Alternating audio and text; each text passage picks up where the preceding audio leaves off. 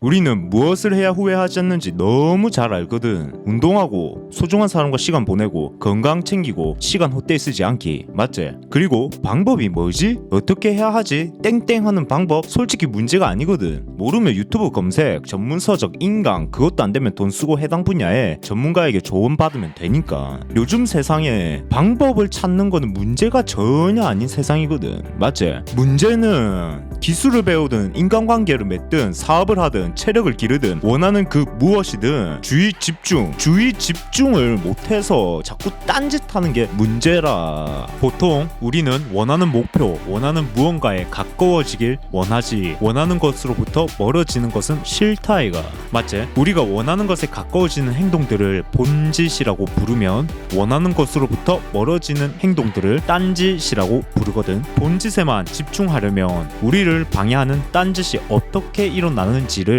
이해하고 대응하는 방법을 터득하면 되거든. 자, 첫 번째, 딴짓이 일어나는 이유에 대해서 먼저 설명하면, 대부분의 딴짓은 우리가 알고 있는 것과 다르게 카톡, 인스타, 유튜브 알람과 같은 외부 자극에 의해서만 일어나는 게 아니라 90%가 내부 자극에 의해서 일어난다. 내부 자극이라 하면 가만히 있지 못하는 거, 지루하고 심심하고 무한한, 즉 불편한 감정 상태에서 벗어나고자 하는 내부 자극 때문에 자꾸만 딴짓을 하게 된다. 2014년 사이언스에 실린 논문에는 실험 참가자들에게 15분 동안 빈방에 들어가서 생각을 하게 만들었거든. 그리고 유일하게 방에 남겨둔 것은 자기 자신한테 전기 충격을 가할 수 있는 버튼만 남겨두었는데, 남자는 67%, 여자는 25%가 그 버튼을 누르는 거라. 이 버튼을 누른 참가자들은 모두 불편함을 느낀 거지. 아무것도 하지 않는 것에 대한 불편함. 이처럼 딴짓을 하게 되는 90%의 원인은 불편한 상태를 벗어나고자 하는 내부 계기가 주된 원인이 되는 거지. 자, 책을 읽는데 지루함을 불편하게 느끼면 이를 피하고자 유튜브를 보고, 잘 시간이 다 되어 가는데 배고픈 게 불편하면 이를 피하고자 야식을 먹고, 불편함을 피하고자 딴짓을 하는 게 결과적으로 맞지? 자, 그러면 우리는 딴짓을 하게 되는 원인이 불편함의 고통에서 벗어나고 싶은 욕구임을 알았다. 그래서 내가 바로 사용할 수 있는 빠른 팁을 주자면, 나는 이를 10분 법칙이라고 하는데, 말 그대로 딱 10분만 참아보는 거다. 딴짓을 하고 싶을 때 그냥 무식하게 하지 말자, 참아보자 라고 하면 오히려 더 강렬하게 원하게 되거든. 이건 부정어를 인식하지 못하는 뇌의 작용 때문인데, 마치 핑크색 원숭이를 떠올리지 마라 하면 무수하게 핑크색 원숭이가 막 떠오르는 것처럼 어쩔 수가 없다. 그리고 고무줄을 당겼다가 손에서 놓으면 반작용으로 인해서 반대 방향으로 더 멀리 날아가는 것처럼, 이렇게 무식하게 하지 말자, 참자 하지마는 역효과가 오히려 더 크게 일어난다. 진짜 무서운 건 뇌가 보상으로 인식해버려서 신경회로를 연결하고 학습을 해버리는 것인데, 하지 않기로 참으면서 하지마 했다가 에라이씨 몰라 하고 포기해버리면 불편함의 고통에서 벗어나는 해방감과 안도감으로 인해서 뇌는 엄청난 보상으로 인식해서 마탱이가 가버린다고. 아, 내가 불편함을 느낄 때마다 과감하게 포기하면 기분이 째지는구나 라고 뇌의 보상으로 신경회로가 연결된다. 이게 바로 담배 끊기가 존나게 어려운 이유라. 모든 종류의 행동에서의 강박증은 하지마, 참자, 절제, 금욕 그런 게 아니라 아예 애초에 생각도 안 하는 거다. 근데 애초에 생각 안 하기가 쉽나? 그렇기 때문에 충동이 들면 무작정 참지 말고 10분 법칙을 활용해야 한다. 자, 10분 법칙은 이름처럼 갑자기 딴짓하고 싶은 충동이 들면 10분 타이머를 설정하고 10분 동안 기다리면서 스스로를 우쭈쭈 해주면 된다. 장난치는 게 아니라 진짜로 10분 타이머, 10분 동안 스스로를 가장 아끼는 친구의 고민을 들어주듯이 우쭈쭈 해주면 되거든. 우리가 갑자기 충동적으로 딴짓을 하고 싶을 때면 마치 파도처럼 일시적으로 확 밀려왔다가 다시 가라앉게 되어 있거든. 근데 뇌에서는 불편함의 고통이 일시적이라고 여기지 않고 영원할 것이라고 생각하기 때문에 계속 충동적인 행동, 딴짓을 하게끔 부추기거든. 근데 여기에 반응하면 무조건 역효과가 난다고.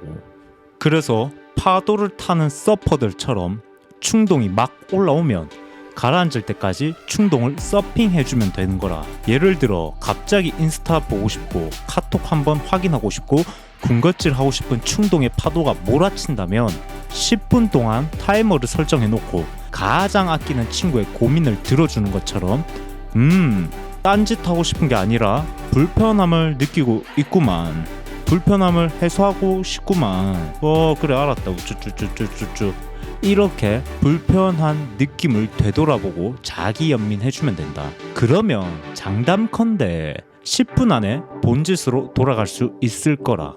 그럼에도 불구하고 10분이 지났는데 딴짓을 하고 싶은 마음이 올곧다면 그거는 진짜 하고 싶은 거니까 죄책감 느끼지 말고 그냥 하면 된다. 여태까지 내가 말한 거를 정리하자면 우리는 스스로 원하는 것을 이루기 위해서 어떤 행동을 해야 할지는 스스로 너무 잘 알고 있다. 문제는 딴짓을 하고 싶은 충동인데 불편함을 느끼는 고통에서 벗어나고 싶어하는 욕구로 무작정 참으면 오히려 역효과가 난다.